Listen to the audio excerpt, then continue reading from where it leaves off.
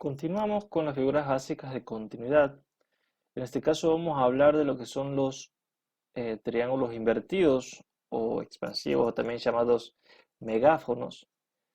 en donde lo que podemos observar aquí, a diferencia de los triángulos que venimos viendo, es que los precios no se van acercando, es decir, los máximos y los mínimos no se van acercando entre sí, sino que se van expandiendo, es decir, los máximos y los mínimos. En este caso, los máximos son cada vez más altos y los mínimos son cada vez más bajos. Es decir, la formación expansiva o triángulo invertido tiene la forma de un megáfono y la misma suele darse en momentos muy altos del mercado o de muy alta volatilidad y que generalmente es previo a un movimiento bajista, ¿sí? El volumen se suele incrementar durante la formación de ese tipo de figuras, a diferencia de los triángulos que venimos viendo, en donde el volumen disminuye, pero al haber mucha volatilidad y grandes incrementos de volumen, el ingreso de inversiones no es tan parejo, es decir, es dispar,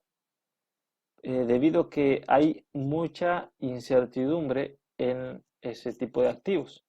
o en ese tipo de formación de figuras. Así es como se da, por ejemplo, la formación de un megáfono o triángulo invertido.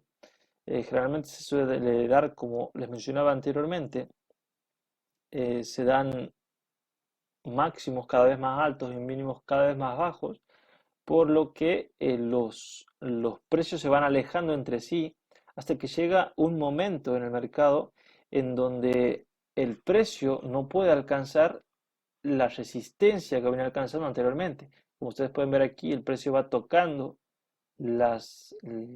haciéndose un máximo más alto, se puede trazar una resistencia, una línea de tendencia dinámica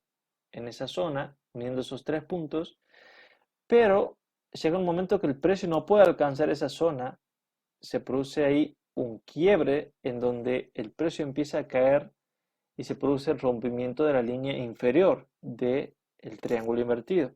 Puede darse una corrida del precio, como hablamos anteriormente en los triángulos, o bien se puede producir un pullback o retroceso a la zona para hacer un retesteo de esa parte del mercado y ahí sí tomar posiciones para irse hacia la baja con un incremento del volumen, ¿sí? Vamos a visualizar un ejemplo donde nosotros podemos observar aquí una tendencia bajista. Se da ahora la formación en esta zona de un triángulo invertido. Como pueden ver, se van dejando máximos cada vez más altos y los mínimos son cada vez más bajos. En ese caso, ya ahí se produce una falla en donde el precio, luego de haber alcanzado una zona máxima o una resistencia dinámica, el precio no puede volver a subir y se queda estancado en esta resistencia, donde ha habido anteriormente cambios de polaridad, ¿sí? En este caso,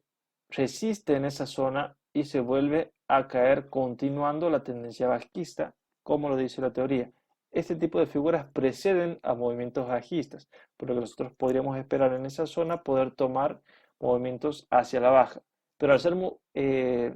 hacer figuras en donde se producen momentos de alta volatilidad, entonces los operadores generalmente no